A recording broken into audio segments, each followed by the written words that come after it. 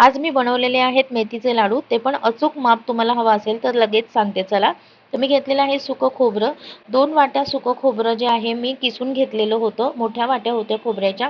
मग 150 ग्रॅम मी काजूच्या बिया घेतलेल्या आहेत, सूर्यफुलाच्या बिया, मगज बी, त्याच्यानंतर पंपकिन सीड्स, मग बदाम आणि मग पिस्ता, फ्लेक्स सीड्स आणि सफेद तीळ. सफेद तीळ आणि फ्लेक्स सीड्स अर्धी-अर्धी वाटी घ्यायचे, बाकीचं 50 ग्रॅम घ्यायचे. आणि हे आहे मखाना. मखाना मी एक पूर्ण ताट भरून घेतलं होतं. आणि हे जे दिसतंय तुम्हाला पॅकेट, तो आहे खारीक पावडर. ती अर्धा किलो घेतलेली होती. आणि हे डिंक जे आहेत, बारीक डिंक घ्यायचा म्हणजे लगेच तळलं जातं.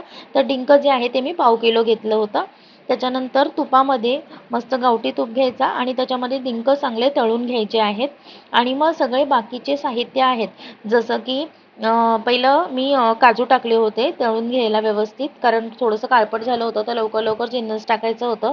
हे सगळे ड्रायफ्रूट जे आहेत कमीत कमी 5 ते 10 मिनटं मंद आचेवरती तुम्हाला भाजायचे आहेत. जर तुम्ही फास्ट गॅसवरती ते भाजायचा प्रयत्न केला तर ड्रायफ्रूट करपू शकतात.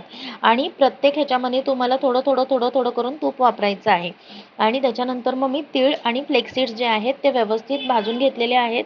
आणि ते थोडेसे तडतडायला पाहिजेत. कमीत कमी 2 ते 3 मिनटं लागले मला भाजायला. आणि मग मखाना भाजून घ्यायचा आहे. हे सगळं साहित्य भाजायसाठी खूप जास्त पेशन्स लागतात जे आपल्याकडे हवेत. जर तुम्ही फास्ट गॅसवर हे सगळं जिन्नस जर भाजलं तर ते करपू शकतं आणि लाडूची चव एकदम बेचव होऊ शकते. करपट लाडू लागू शकतात. आणि खोबरं सगळ्यात मोठा टास्क आहे खोबरं भाजणं. खोबरं भाजायला कमीत कमी 15 ते 20 मिनटं लागतात. एकदम बारीक गॅसवरती तुम्हाला खोबरं भाजायचं आहे, म्हणजे ते एकदम खुसखुशीत होतं. आणि त्याच्यानंतर मी हे मेथी घेतलेली आहे.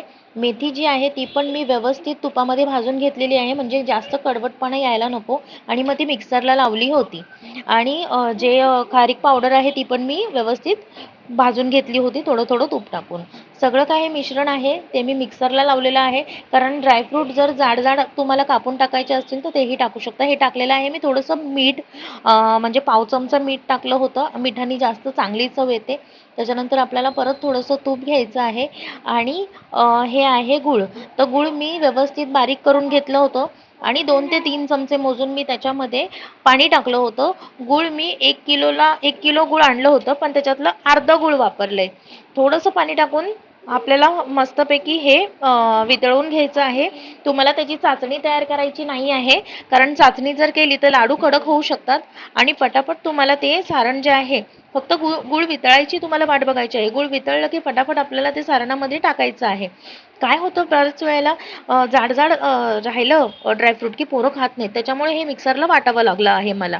तर सगळं काही गूळ फटाफट फटाफट मिक्स करावं लागतं. आणि मग नंतर लाडू वळायला घ्यावे लागतात. हे गरम गरमच करावं लागतं तुम्हाला.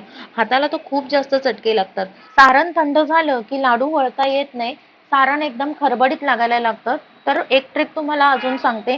जर लाडू वळताना तुमचं सारण थंड झालं तर तुम्ही एकदा मिक्सरला परत गरका मारून घ्या. आणि नंतर मग तुम्ही लाडू वळायला घेऊ शकता, म्हणजे ते वळायला येऊ शकतात लाडू. पण शक्यता होईल तेवढं तुम्ही गरमच लाडू वळा. तर कशी वाटली तुम्हाला रेसिपी मला नक्की कमेंट करून सांगायला विसरू नका. लाईक करा, चॅनलला शेअर करा आणि सबस्क्राईब देखील करा.